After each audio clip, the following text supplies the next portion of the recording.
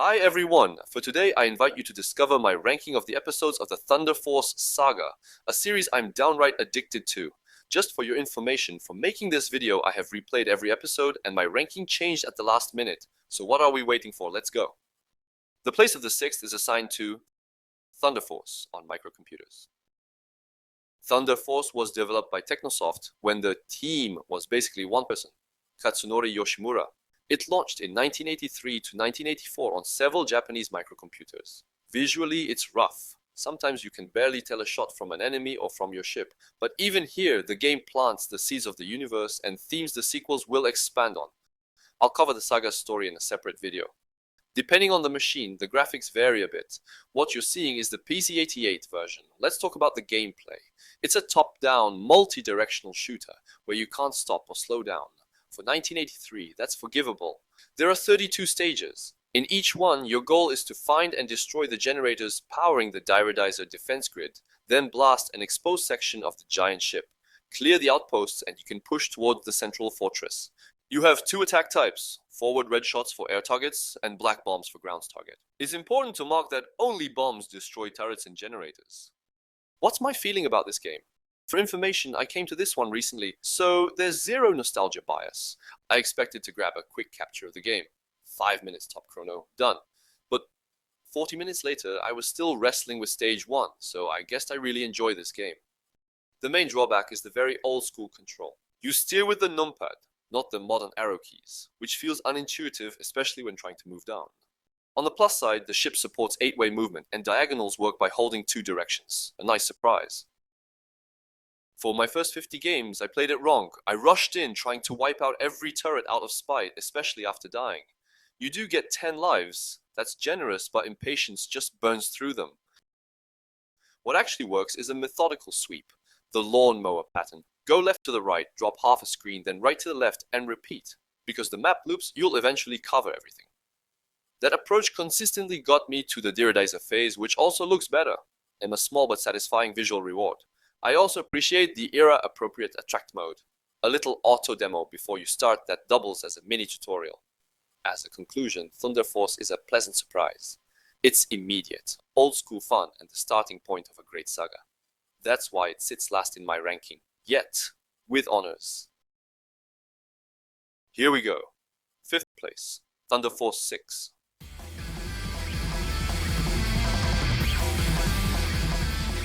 Released in 2008 on PlayStation 2, Thunder Force 6 feels more like a careful restoration than a radical reboot. After the explosive crescendo of Thunder Force 5, I half expected a wild reinvention. Amazingly, I bought Thunder Force 6 at launch but never played it. I was put off by the online reviews, calling it a disappointing entry. As I prepared this video, I was even ready to leave it out of the ranking, partly because it wasn't made by Technosoft, but by Sega. Don't get me wrong, Sega is still one of my favorite game companies, but I was skeptical about Sega handling a Thunder Force sequel. A few weeks ago, I finally gave it a chance. And to my surprise, I found myself genuinely excited while playing. The game doesn't just offer empty fan service by recycling epic moments from earlier entries. Instead, Thunder Force 6 sticks closely to the series' DNA, and that's both its strength and its ceiling. Gameplay is very familiar. We have the classic tri-pillar that makes a Thunder Force, weapon cycling, variable speed, and, since episode 5, the ability to overload the selected weapon. The weapons feel immediate, perhaps too immediate, since you start with the full arsenal and can't lose it if you lose 1 life like is every episode before. As weapon choices, you have all weapons that have made the success of the franchise like the Hunter, the Free Range or Waves. Narrative design is solid. This episode uses camera work to make certain fights more cinematic. A good point.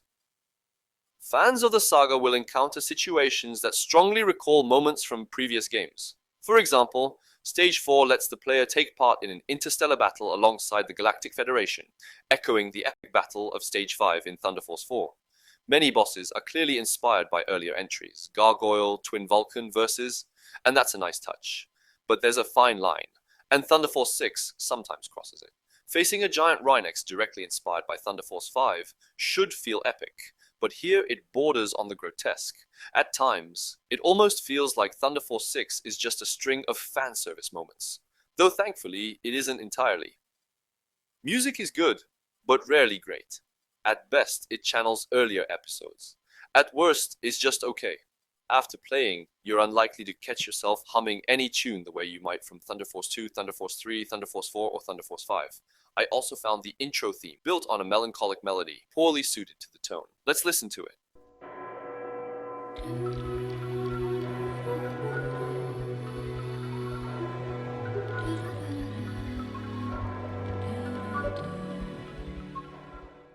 We're playing Thunder Force, not Final Fantasy or Phantasy Star. Thankfully, when you start the game, the same intro scene is replayed with music that fits the atmosphere far better. As a conclusion, Thunder Force 6 plays it too safe. Where Thunder Force 4 felt like the series at its full creative stride, and Thunder Force 5 delivered a soaring mid-game metamorphosis, Thunder Force 6 aims for respectful, but isn't bold enough to leave a lasting impression. The difficulty is low, presumably to attract players outside the hardcore fanbase. Even the soundtrack avoids big risks. It's good, but not at the level of the earlier games. Stages recycle ideas you've seen before. The experience is polished, short, and rarely surprising. That's the main issue. In trying so hard not to offend the saga, it rarely dares to innovate. It's a solid shooter that never reaches the franchise's greatest highs. And yet, I can't deny how satisfying it is to prelude here. Thunder Force 6 is like a pair of slippers, comfortable and warm, but never pushing you out of your comfort zone. Still, it respects a legacy built over decades. It doesn't dethrone the greats, but it earns its place in the lineup. 5th in the ranking, yes, but still unmistakably Thunder Force. Let's discover the 4th position. The 4th position is assigned to Thunder Force 3.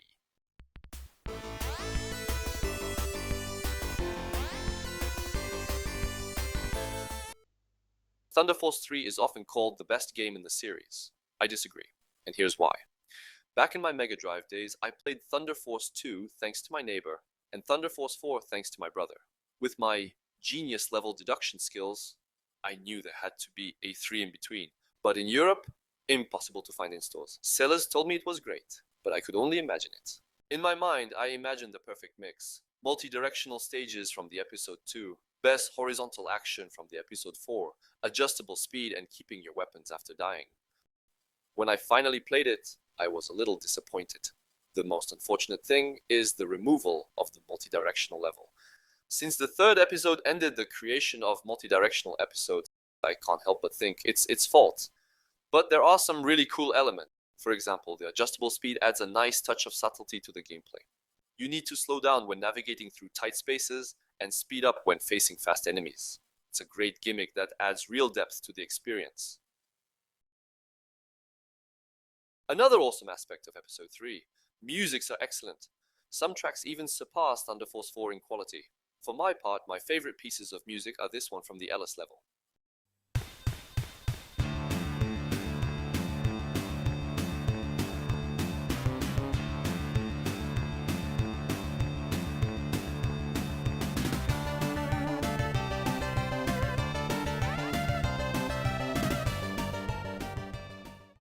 And this one from the Hides level.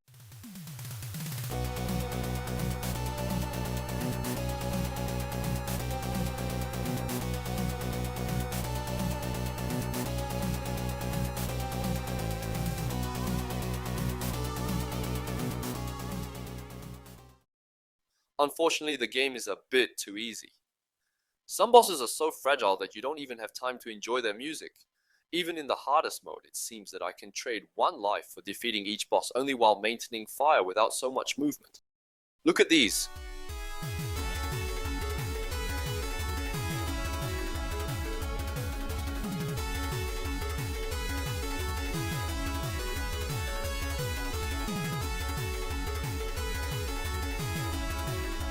I even feel a little guilty about killing them so easily.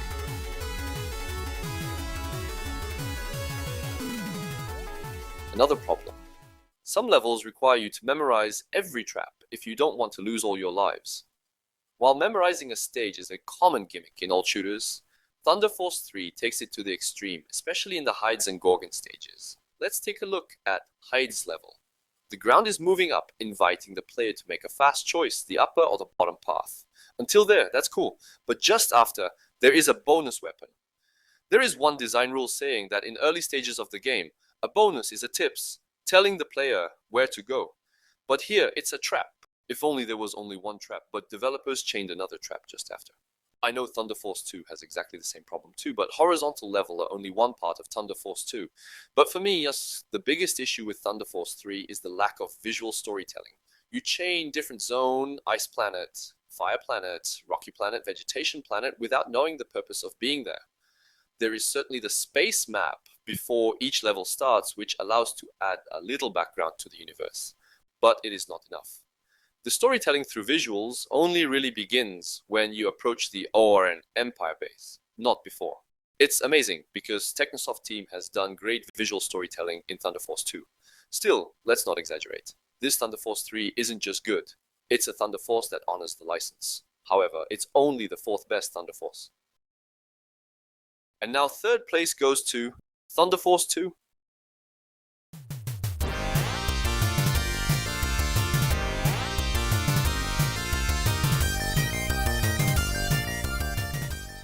Thunder Force 2 was developed by Technosoft and released in 1988 for the Sharp X68000 before later coming to Genesis in 1989. Visually, it's a big leap over the first game. Sharper sprites, more detailed backgrounds, smoother animation. It also introduces a mix of gameplay styles. The return of top-down, free-scrolling stages from the original, alongside the now iconic horizontal stages that would define the series. Personally, I wish Technosoft had kept that mix in later games. I've always enjoyed the top-down stages. Depending on the version, the visuals vary a lot. Here, you're seeing the Sharp X68000 version. The best way to experience Thunder Force 2, it's less known, so when people criticize the game, they're usually talking about the Mega Drive version. That's why Thunder Force 2 is the most underrated entry in the saga. People judge it by the same standards as Thunder Force 3 or Thunder Force 4 on Genesis. But there's a catch. Thunder Force 2 was built for the Sharp X68000, a Japanese computer with far greater storage capacity. The Mega Drive port had to make heavy sacrifices. We notably lose graphical quality. The resolution appears lower on the Genesis. As you can see, we lose some very nice transparency effects on the water. Another example, here we can see that we lose multi-layer parallax scrolling in the backgrounds. The Genesis version also removes two stages, one top-down and one horizontal. Some weapons didn't survive the transition either. The MCM, manual control missile, in top-down stages, which lets you steer missiles with the arrow keys, and the atom weapon in horizontal stages, firing at both ceiling and floor. If those were the only cuts, the port would be fine. The biggest problem for me is that the top-down stages completely lose their appeal on the Genesis version, mainly because the in-game map showing the objectives to destroy is not available on Genesis version. Without it, you have to blindly search for defense systems to bomb. Contrary to the Sharp version, you know exactly where to go and can focus entirely on planning your attack angle against the defense systems. Genesis version also oversimplifies air-to-ground missile patterns. Just hold the fire button and win. On Sharp, fire rates differ for air and ground weapons, meaning you have to press fire button with good timing. Since I judge this game by its Sharp version, here's why I rate Thunder Force 2 above Thunder Force 3. The storytelling through gameplay. Even before you notice the graphics, the gameplay sets the tone. Thunder Force 2 has a unique feature no later entry repeats. Each mission is split into two parts. The first part is a top-down phase high above the surface. The second part is a horizontal phase, close to the ground. No bombs here. In every mission, you bomb defenses and generators powering a shield, then infiltrate the site to face the boss. Without a single line of text, the game makes it clear. You're not defending, you're on the attack. Let's talk about the storytelling through graphics. On the Sharp X68000, the visuals clearly aim higher. Both in top-down and side-view stages, multi-layer scrolling creates depth and makes environments feel huge, a standard for later 2D entries. For example, Stage 1's side view phase feels like a massive spaceport where enemy ships launch. The perspective sells the size of the hangar. Another interesting thing, the deeper you go into the game, the deeper you dive into the enemy planet. Stage 1, upper atmosphere, oceans and land below. Stage 2, lower atmosphere, cities and roads. Stage 3, a hidden base in a cave. Stage 4, beneath the crust, lava and fire. With 6 stages, the planet feels like it has 6 layers leading to the enemy fortress. On X68000, you can even see Stage 2's city through Stage 1's ocean thanks to transparency effects, missing on Mega Drive. As a fun fact, in Stage 4's side view, you suddenly realize you're inside the mouth of a massive creature, housing a smaller creature as the boss. It's very Star Wars 5 meets Alien. I know even the Sharp version isn't perfect. Some horizontal sections demand memorizing layouts, something Thunder Force 3 suffers from too. Still, that's why I prefer Thunder Force 2. It mixes styles, has layered storytelling, and keeps surprising me. For finishing, let's talk about the music.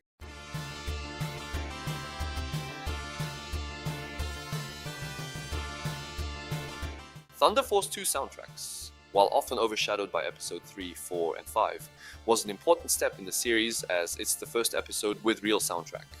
For a first attempt, they set the bar very high. In short, give Thunder Force 2 on the Sharp X68000 a try. It's a game changer. Play it, and I'm sure you'll understand what I mean.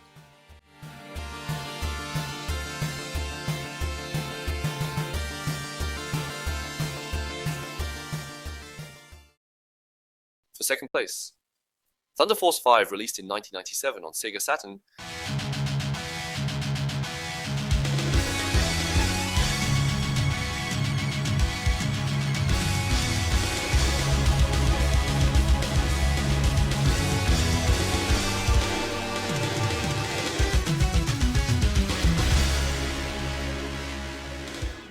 Thunder Force 5 had the difficult task of following the legendary Episode 4. Before replaying the entire saga for this ranking, I was already convinced it would only take 4th place. I had exactly the same bias I had with Thunder Force 1. In my mind, if the graphics are ugly, then the game can't possibly be on the same level as Episodes 2, 3, and 4. And let's be honest, yes, the graphics are indeed rough. Polygonal ships and backgrounds replaced the crisp, colorful pixel art of its predecessors, and that change left me cold at first glance. But gameplay is king, and here Thunder Force 5 proves its worth. The thrill of piloting, dodging, and unleashing devastating firepower is still here in full force. This is a worthy Thunder Force entry that respects the DNA of the franchise while introducing innovations that add real depth. The most remarkable new feature is the ability to make up to 3 pods orbit your ship. These pods are far from just decorative. They can either mimic your current weapon to provide additional firepower, just like in Thunder Force 3 and 4, or they can be consumed as a resource to unleash an overcharged, much more destructive version of your selected weapon. And when your ship is destroyed, the pods don't simply vanish into nothingness. They can be recovered, giving you a second chance to maintain your offensive strength. One of my personal favorite additions is the free-range weapon. It's an evolution of the beloved freeway from Thunder Force 4, but instead of merely firing in the direction of your movement, it now generates a scanning cone that automatically locks onto any enemy within its reach. The cone rotates around your ship based on your movement, adding a tactical layer to positioning and timing. Alongside this, Technosoft introduced an early warning system that alerts you to incoming enemies from non-frontal angles, fixing one of the most frustrating elements of Thunder Force 2 and 3, where memorizing spawn points was mandatory. And then, there's the enemy life bar, a simple, brilliant idea that allows you to plan your actions. Do you have time to destroy it before it fires? Or should you evade and wait for another opening? From a storytelling perspective, Thunder Force 5 stands shoulder to shoulder with Thunder Force 4 and might even surpass it in ambition. It breaks away from the long-running Galactic Federation versus Orn Empire conflict and instead brings the fight closer to home. By integrating our solar system into the lore, this series gains a fresh layer of realism and makes the stakes feel more relatable. The game's most unforgettable moment arrives roughly 2/3 in the Rinnex battle. Stage 4 already raises the intensity, ending with a transforming boss that shifts between a lightning-fast starfighter and a slower but heavily armed mecha wielding both a massive blaster and a gigantic sword. Even when defeated, this enemy refuses to go quietly, delivering a desperate final strike before self-destructing. What follows is a breathtaking cutscene. Earth's defenses have held, and for the first time in the game, humanity is not retreating. It's advancing. Under the soaring and triumphant tones of Steel of Destiny, your ship is enhanced with advanced Guardian technology.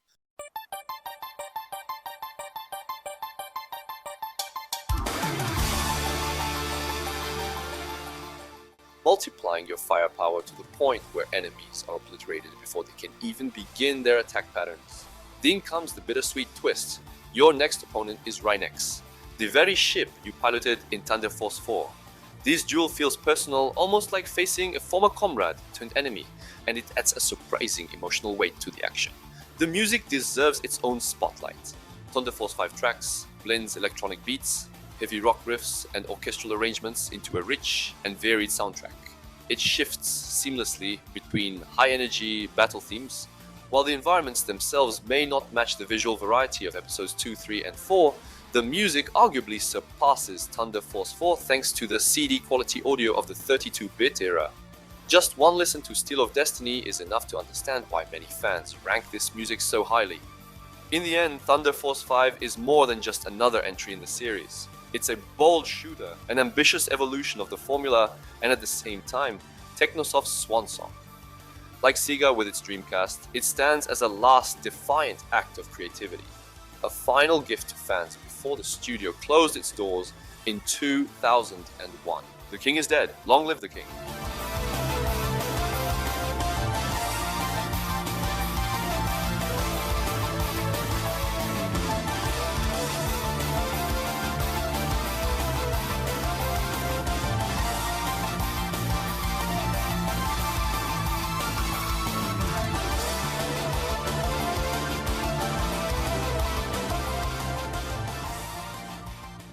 And now, for first place.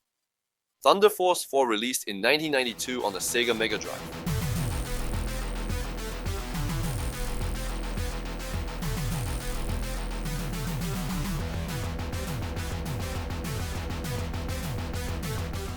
This is probably the video game that first made me dream of creating my own one day.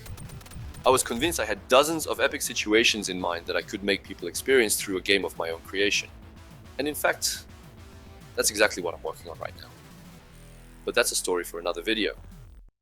Thunder Force 4 combines the narrative strength and challenging set pieces of Thunder Force 2 with the refined gameplay of Thunder Force 3, making it more accessible, more strategic, but paradoxically also more intense. Before doing these rankings, I would have summed it up with one word: revolutionary. But the more I thought about it, the more I realized I couldn't have been more wrong. Thunder Force 4 isn't revolutionary, it simply perfects everything Thunder Force 3 did well, while fixing its shortcomings. The only truly new idea for its time was the free vertical scrolling in certain stages, as you can see in level 1, 2, 4, and 6. This gave a rare sense of freedom, seldom experienced in 2D shooters. Gameplay feels both more subtle and more aggressive. At first sight, nothing changes. Controls are as simple as Thunder Force 3. One button to shoot, one to switch weapons, one to change speed. But contrary to Episode 3, enemies in Thunder Force 4 have more health, meaning they often shoot at least once before being destruct by player. To balance this, Technosoft slowed down enemy bullets and added clear telegraphs for attacks, forcing the player to prioritize threats and learn patterns without memorizing exact spawn points. It's smart, fair design. Strategically, Thunder Force 4 goes further than Thunder Force 3's choose your first mission idea. Here you choose the order of the first 4 stages. This lets you plan. Grab a shield in one level, then collect your favorite weapon in another, combining defense and firepower. Another subtlety of game design. In mid-game, the ship gets the Thunder Claws, an upgraded claws which can fire a massive beam that covers half the screen. Here's the clever part. The charging time for the Thunder Claws is longer if you rely on them exclusively, rewarding players who alternate with other weapons. Level design is where Thunder Force 4 truly shines. It's both pedagogical in early stages and punishing, but fair in later ones. Technosoft clearly tested every scenario to avoid cheap deaths. In Thunder Force 2 and 3, it was common to lose life from sudden enemies attack which come from rear because 90% of the case, enemies come from front. In Episode 4, rear attacks start early and keep coming, teaching players to stay centered instead of hugging the left edge. The teaching aspect is equally strong. New weapons are introduced in contexts that show their value. In Stage 3, you get the freeway. Tricky to use, firing in the direction of movement, but enemies are placed to attack from all sides, showing its potential instantly. Narrative design is also a highlight. Stages often tell mini-stories through their flow and visuals. In Stage 1, time passes rapidly. Night falls in seconds, then day returns, hinting that in-universe hours have passed. After defeating a mid-boss, you dive underwater to discover a hidden Orn base sheltering a massive cruiser. It bursts from the ocean, triggering a battle, not with the cruiser but with a genetically modified guardian beast. Stage 3 is equally rich. You fly into a storm over a futuristic city under siege by enormous enemy craft. The early part teaches speed control as cruisers change trajectory to target you with tracking sights. A conveniently placed shield pickup eases the tension. Later, Allied forces launch a surprise missile strike, reminding you you're part of a larger war effort. The stage closes with a chaotic retreat sequence, dodging fleeing ships before a final boss appears. Stage 5 is the game's most epic moment. After clearing the first 4 missions, you and your allies chase down the cruiser from Stage 1. In space, you cripple its engines, fight through defenses, and receive support from allied ships, only for them to be wiped out in seconds by a colossal enemy mecha. Instead of finishing you off, it leaves as if declaring the fight personal. Remaining allies equip you with a cutting-edge upgrade, giving the claws a devastating charge attack. Boss design in Thunder Force 4 stands apart from other shooters. Instead of just big ships or humanoid robots, these bosses blur the line between machine and creature, part animal, part monster, part cybernetic nightmare. Their patterns often reflect personality, rage, desperation, or instinctive defense, making them feel like living beings. And unlike many games, they rarely expose their weak points arbitrarily, usually only in dangerous moments, enhancing immersion. The soundtrack is unforgettable. Thunder Force 4 not only made me appreciate heavy metal, a genre I once dismissed, but its music perfectly matches the game's atmosphere and sometimes hints at the emotions of its characters. From the jaw-dropping intro theme Lightning Force Strikes Again, certainly describing the two pilots' desire to kick the ORN Empire's ass.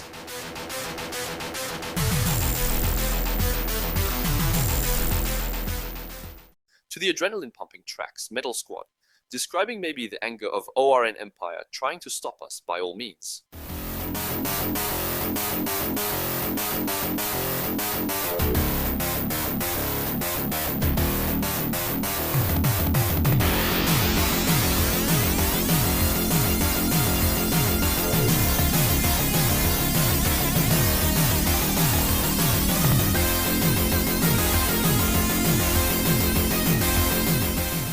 We can't deny that all Thunder Force 4 musics push every scene's impact higher. Thunder Force 4 is the series' best entry. More than a sequel, it's the refinement and expansion of everything Thunder Force 2 and Thunder Force 3 built. Larger levels, stunning graphics for the Mega Drive, a memorable soundtrack, and gameplay that's demanding yet rewarding. Even today, it's a solid 10 out of 10 in my book. If I could only choose one game to keep, it would be this one. And if I could choose 3, Thunder Force 2, Thunder Force 4, and probably Sonic X Shadow Generations. Keep your Mario, Zelda, and Final Fantasy. They're great, but they can't touch my top 3.